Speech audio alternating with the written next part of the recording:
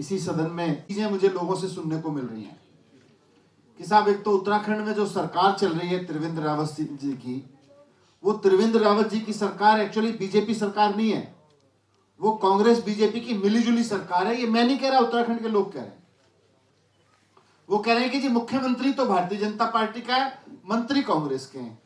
इस तरह से एक मिलीजुली सरकार, तो दिल खुश हो गया। यकीन मानिए, मैं पत्रकार रहा हूं, पत्रकार के साथ साथ आंदोलन में रहा हूं, एक भारत का नागरिक हूं, अपने देश से प्यार करता हूं, अपने देश के लोगों से प्यार करता हूं, अपने देश की व्यवस्थाओं से प्यार करता हूं और उसमें बहुत सारी चीजों में सुधार चाहता हूं। मैं एक पार्टी से बिलोंग करता हूं, लेकिन मुझे बहुत खुशी हुई कि काश हमारे देश में अब शायद वो स्थिति आ जाए कि दो पार्टियों के नेता आमने सामने बैठ के, मीडिया के सामने, जनता के सामने बैठ के चर्चा करेंगे। ये लोकतंत्र के लिए बहुत मजबूती का विषय होगा। ये लोकतंत्र के लिए बहुत मजबूती की स्थिति होगी कि सत्ता में बैठे हुए लोग कहें कि हमने क्या क्या किया है, विपक्ष में बैठे हुए लोग पूछें कि भाई आपने ये नहीं किया, या दो राज्य सरकारें, दो अलग अलग पार्टियों की सरकारें आमने सामने बैठ के बात करें कि साहब त्रिवेंद्र रावत मॉडल में ये हमने अच्छा किया है, केजरीवाल मॉडल में हमने ये अच्छा किया है, हम भी बताएंगे। मुझे ये बात सिर्फ आम आदमी पार्टी की, मुझे ये अपने लोकतंत्र में, भारत के लोकतंत्र में एक बहुत अच्छी शुरुआत होती दिखी। और मुझे सच बताऊं, मेरे मन में मदन कौशिक जी का सम्मान बढ़ा। मुझे लगा शायद वो, और मुझे सच बताऊं, मेरे मन में मदन कौशिक जी का सम्मान बढ़ा। मुझे लगा शायद वो लोकतंत्र को मजबूत करने के लिए आगे आएंगे। मैं मदन कौशिक जी को व्यक्तिगत रूप से नहीं जानता, बहुत सारे लोग बहुत सारी बातें कहते हैं उनके बारे में, मैं उस पर कोई टिप्पणी नहीं करता, लेकिन उनके उस वक्तव्य से जब, क्योंकि देसी कवि हैं, रहे हैं, उन्होंने बड़े अच्छे शब्दों में लिखा कि ये जो फाइलों में आपका मौसम गुलाबी है, ये आंकड़े झूठे हैं, फरेबी हैं।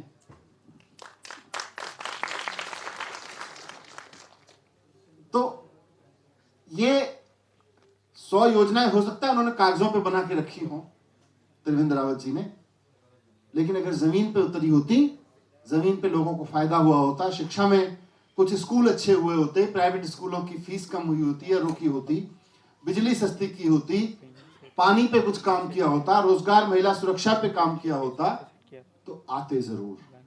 असलियत यह है कोई काम नहीं किया, इसीलिए आए नहीं। मैं वो छोटी सी त्रुटि पे उन्होंने जितना, मैंने देख लिया था वो उनका, एक छोटी सी त्रुटि पे मैं आ रहा हूं, प्रेस वार्ता में भी आप पूछ सकते हो बात, छोटी सी त्रुटि पत्र में, और उसके बाद दूसरा पत्र भी, दूसरी ईमेल भी उनको भेज दी उसी वक्त, और उसी दिन ट्वीट करके भी कह दिया था। तो उस पर जितना ध्यान दिया, उतना ध्यान अगर उत्तराखंड के स्कूलों पे देख लिए होते तो एक आध स्कूल ठीक हो जाता।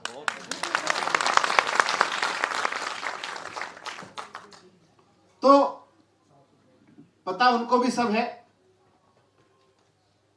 अब लोग नहीं बताया, मैं तो 2 बार से घूम के गया यहां, तीसरी बार भी आज आया हूं, तो लोग बता रहे हैं जी कि साहब काम नहीं हुए, भ्रष्टाचार खूब हुआ है।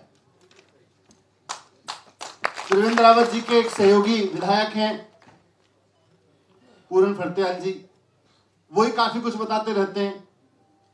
भारतीय जनता पार्टी के नेता, यहां तक कि सरकार में मंत्री भी हैं कई लोग, जो बताते रहते हैं कि उनके साथी हरक सिंह रावत जी क्या कर रहे हैं, कई लोग जिक्र करते रहते हैं, उसका मुझे कहने की जरूरत नहीं है। मुख्यमंत्री जी के ओएसडी के बारे में भी सुनने को मिलता है कि साहब उन्होंने भी बड़ी सेल कंपनियां बना के कुछ मनी लॉन्ड्रिंग वगैरह कर रखी है। इसके बारे में भी कई मीडिया की खबरें मैंने देखी। मैंने देखा कि उनके भी, वो हरीश रावत जी के बारे में कोई स्टिंग आ गया, पता चला इनके बारे में भी आ गया, दोनों स्टिंग के बाद चुप हो गए, बोले हम तुम्हारे स्टिंग के बारे में नहीं बोलेंगे, तो हमारे स्टिंग के बारे में मत बोलना, आपस में सेटिंग हो गई है। अगर आप उत्तराखंड के बच्चे से भी जाके पूछोगे भाई उत्तराखंड में ऐसा कौन सा नेता है जिसने सामान्य दूध की दुकान चलाने से जिंदगी शुरू की और आज करोड़ों की प्रॉपर्टी का मालिक बन के बैठा हुआ है, तो मुझे नाम बताने की जरूरत नहीं, उत्तराखंड का बच्चा बच्चा बता देगा उसका नाम। तो ऐसे में जब बच्चा बच्चा भ्रष्टाचार गिनाने की स्थिति में हो, तो काम गिनाने की स्थिति कहां से आएगी? काम किए हो तो काम गिनाएंगे, काम किए नहीं, भ्रष्टाचार किया तो फिर भ्रष्टाचार की गिनती जनता करेगी और अगले चुनाव में करेगी। अभी आप जाके पूछो कि साहब वो सूर्यधार झील के डेवलपमेंट से पहले अपने घर का डेवलपमेंट करने के लिए जमीन किस किस ने खरीद ली, तो लोगों जनता के पास लिस्ट है कि किस किस ने वहां जमीन खरीद ली है और किस किस का डेवलपमेंट से पहले प्री डेवलपमेंट हो रहा है। तो ये सब बातें हैं। यूके का बच्चा उत्तराखंड का बच्चा इस बात को बात कर रहा है। मैं जगह जगह लोगों की बात सुनता हूं, स्प्रिंग सुनता हूं, कहीं बैठ जाता हूं, कई जगह सुनने को मिलता है यार उत्तराखंड में क्यों नहीं हो सकता जो दिल्ली में हो गया। अभी आपने देखा वीडियो 3 साल में हो गया है, वीडियो जो पहला वाला दिखाया जिसमें बच्चे सुना रहे थे अपनी कहानी।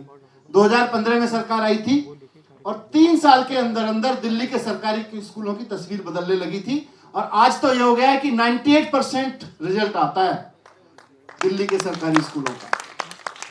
3 साल से लगातार प्राइवेट स्कूलों से रिजल्ट आगे आ रहा है।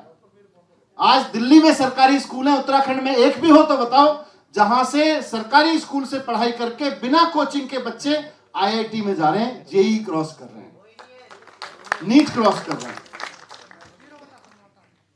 तो मैं इसलिए ये बात रख रहा हूं क्योंकि उत्तराखंड में अब ये बात उठ रही है कि साहब अगर ये काम दिल्ली में सरकारी स्कूलों में हो सकता है तो उत्तराखंड के सरकारी स्कूल क्यों बंद हो रहे हैं। अगर दिल्ली की 70% आबादी को फ्री बिजली मिल रही है, हर महीने बिजली के बिल 0 आ रहे हैं, तो उत्तराखंड में क्यों नहीं आ सकते। अगर दिल्ली में प्राइवेट स्कूलों को 5 साल फीस नहीं बढ़ाने दी गई तो उत्तराखंड में फीस क्यों बढ़ रही है, यहां क्यों नहीं रोकी जा सकती। अगर दिल्ली में महिलाएं बस में फ्री चल सकती हैं तो उत्तराखंड में क्यों नहीं चल सकती। ये बात दिल्ली के लोग पूछ रहे हैं, उत्तराखंड के लोग अब पूछ रहे हैं और आज जवाब भी दे रहे हैं। और मैं यहां बैठे अपने साथियों से भी कहना चाहता हूं कि तैयारी करिए। उत्तराखंड के लोगों में दिल्ली के काम का सम्मान है। उत्तराखंड की सरकार पे केजरीवाल मॉडल के सामने खड़े होने की हिम्मत नहीं है, बहस करने की हिम्मत नहीं है। तो आप बैठें, तैयारी करें और मजबूती से चुनाव की तैयारी करें। 2022 के चुनाव में मुकाबला केवल और केवल भारतीय जनता पार्टी और आम आदमी पार्टी के बीच होना है और आम आदमी पार्टी की सरकार है। तो सब लोग मेहनत करें।